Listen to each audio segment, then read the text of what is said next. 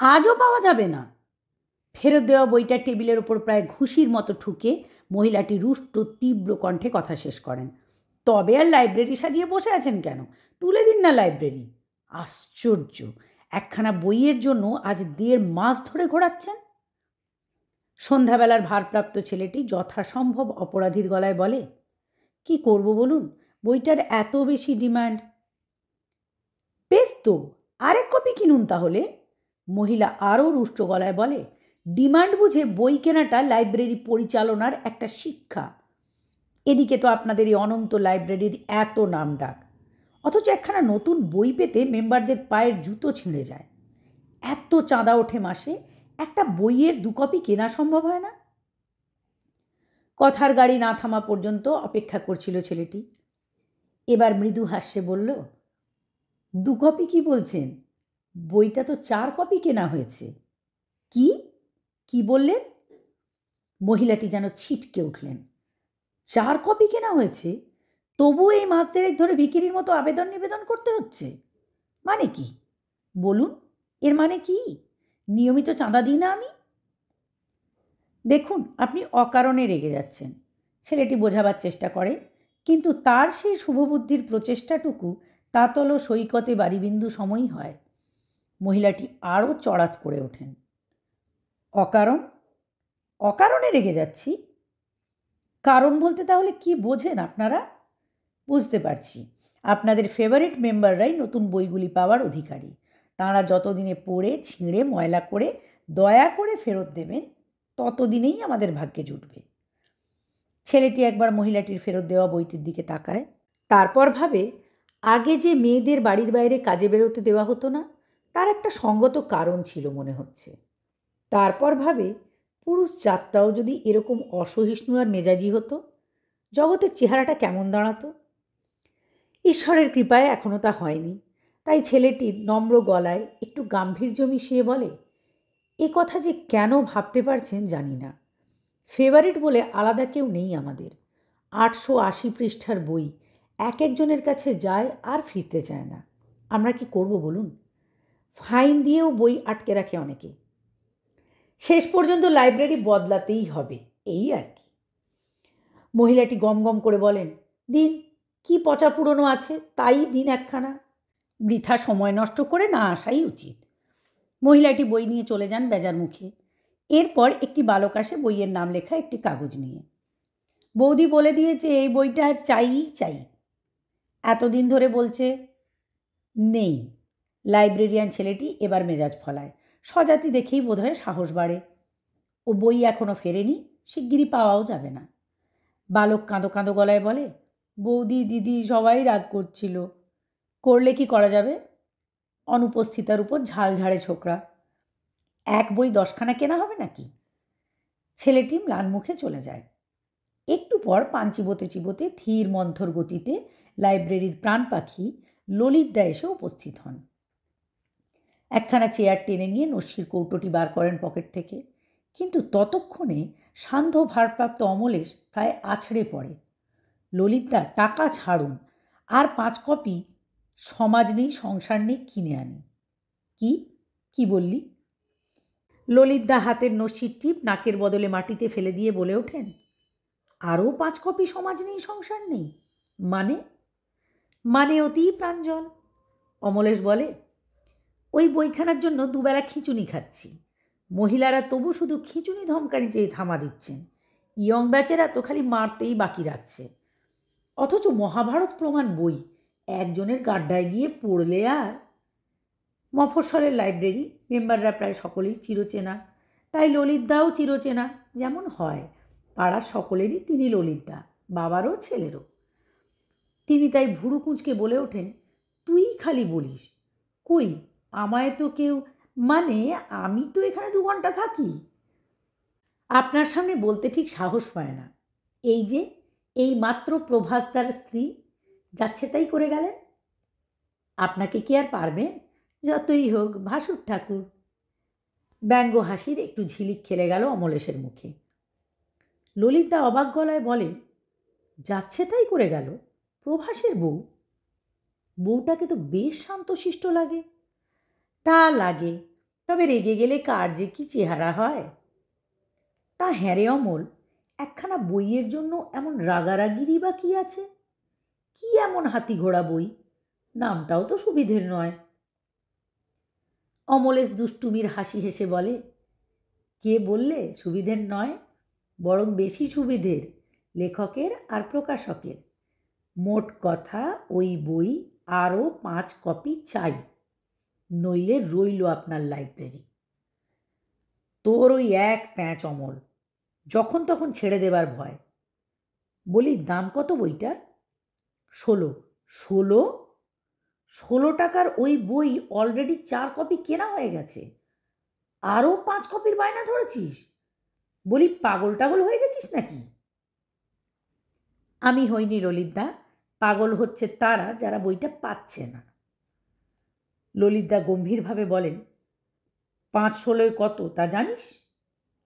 জানি, ছেলেবেলা নামটা মুখস্থ করার সময় শিখেছিলাম। শিখেছিলে কিন্তু ভুলে গিয়েছ। ললিতদা জোরে জোরে নস্যি টেনে বলেন, ওই পাগল করা বইটায় কি আছে বলতে পারিস? অমলেশ নিরীহ গলায় বলে, হুম, তা বলতে পারবো না। পড়িসনি বুঝি? ললিতদা পাঞ্জাবির কোল থেকে নস্যি ঝাড়তে ঝাড়তে বলেন, কেন এত সবাই পাগল হচ্ছে, আর তুই বা হচ্ছিস না কেন? তা দে তো একখানা আমায় পড়ে দেখি। না কিনলে দেওয়া যাবে না ললিতদা, নেই। জ্বালালে। তা শোনো, ও 5 কপি নয়, 2 কপি কিনে নিয়ে আসিস কাল। টাকাটা নন্দর কাছ থেকে নিয়ে নিস, আসছে মাসের বাজেট থেকে না হয় আগাম বের করে নে। যাক গে মরুক গে, তোদের অ্যানুয়ালের কি হচ্ছে? সব হচ্ছে, নেপেনই সব ম্যানেজ করছে। নেপেন? তার মানে তো আলো, মাইক আর ডেকোরেটারে ভাড়ার ফাঁকা করে ছাড়বে। ললিতদা বলেন, নেপেনটাকে পূর্ণ স্বাধীনতা দেওয়া তো বিপদ রে। উপায় কি? পূর্ণ স্বাধীনতা না পেলে ও কোড়ে আঙুলটিও নাড়বে না বলেছে। ললিতদা এই লাইব্রেরির প্রতিষ্ঠাতা। লোকের বাড়ি বাড়ি ঘুরে পুরনো পত্রিকা জোগাড় করে একা শুরু করেছেন। কালে কালে নবরূপে রূপায়িত হয়েছে এখন এই অনন্ত লাইব্রেরি। বইয়ের সংখ্যা প্রায় অবিশ্বাস্য। নিজের হল হয়েছে লাইব্রেরি। ললিতদা তার নিজস্ব পদ্ধতিতে নাকে নস্যি ঠুকতে ঠুকতে এই দীর্ঘ পথ পার হয়ে এসেছেন। অতএব এ সংবাদ নতুন নয়, কর্মী চরিত্র তার নখদর্পণে। তাই ললিতদা বলেন, জানি ওটা চিরকালের গোয়ার, খরচে ডোবাবে আর কি। মরুক গে, সভাপতি জোগাড় হয়েছে? নেপেন জানে। শুনে কৃতার্থ হলাম। তুমি কি জানো আর? আগে আমি জানি শুধু বইয়ের লিস্ট। তা অমলেশ ঠিকই বলেছিল, যা করলো সবই নেপেন, আর করলো মন্ত্রগুপ্তির পদ্ধতিতে। ফাংশনের 2 দিন আগে পর্যন্ত কেউই টের পেল না কি কি অনুষ্ঠান হবে, কতটা সাজসজ্জা হবে, আর সভাপতি এবং প্রধান অতিথিরও বা নাম কি। কার্ড এবং প্রোগ্রাম ছাপা হলে মোহিত হলো সবাই। আলোকোজ্জ্বল সভায় উচ্চ মঞ্চে আসীন ফুলের মালা পরা সভাপতির দিকে বিমোহিত দৃষ্টি মেলে ললিতদা পাশের ছেলেটাকে কনুই দিয়ে ঠেলে বললেন, নেপেনটা করিতকর্মা আছে, কি বলিস? কেমন সভা উজ্জ্বল সভাপতি বাগিয়েছে দেখেছিস? কে রে লোকটা? জানেন না? কি কাণ্ড, মিউনিসিপ্যালিটির চেয়ারম্যানের শালা। ললিতা বোধ করে জিজ্ঞাসা করতে যাচ্ছিলেন ওই শালাত্ব ছাড়া আর কোনো গুণ আছে কিনা তার, কিন্তু ততক্ষণে কোন ফাঁকে প্রধান অতিথির ভাষণ শুরু হয়ে গেছে। সুললিত সুন্দর কণ্ঠে তিনি তখন বলে চলেছেন, এইমাত্র আপনাদের লাইব্রেরি আমি দেখে এলাম। আপনাদের কালেকশন আমার প্রাণে আশার আলো এনে দিয়েছে, কিন্তু দুঃখের সঙ্গে স্বীকার না করে পারছি না, পরিচালনা আরও সুষ্ঠু হওয়ার অবকাশ ছিল। দেখলাম, দেখে বিচলিত হলাম। জ্ঞান বিজ্ঞানের বইগুলির বিভাগটি একেবারে ধুলো ধূসরিত, অবহেলিত। জীবনী গ্রন্থগুলোরও অবস্থা তথৈবচ। কেবলমাত্র গল্প উপন্যাসের আলমারিগুলির নিত্য ব্যবহারের সাক্ষ্য দিচ্ছে। এরকম কেন হবে? জানেন, শুধু বই সরবরাহই লাইব্রেরিয়ানের একমাত্র কর্তব্য নয়। সদ্গ্রন্থ পাঠে স্পৃহা জাগানো সে কর্তব্যেরও একটি অঙ্গ।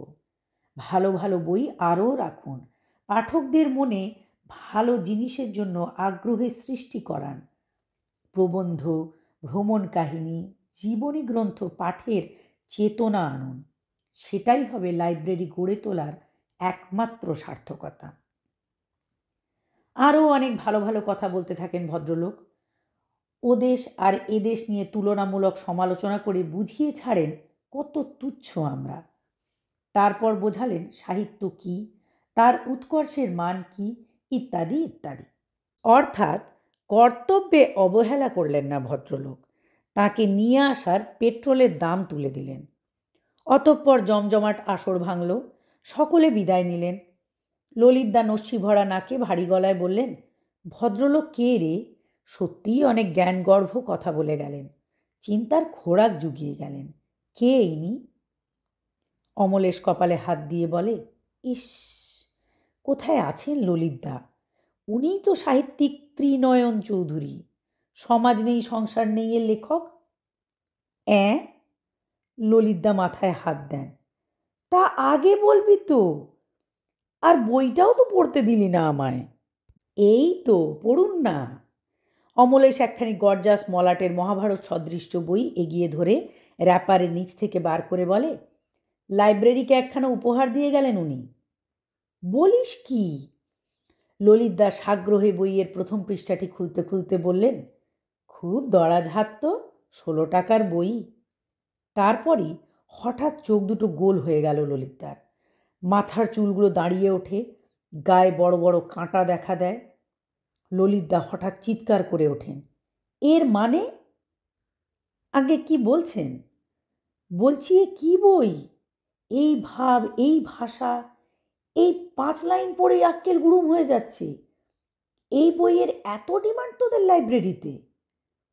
বইটা সশব্দে মুড়ে একপাশে ফেলে দিয়ে ললিতদা বলেন, এ তো রীতিমতো ইয়ে। অমলেশ মুচকি মুচকি হেসে বলে, সেজন্যই তো ডিমান্ড ললিতদা। আর ওই লেখক এতক্ষণ ধর্মকথা শুনিয়ে গেল, সেটাই কি কম ক্ষমতা বলুন?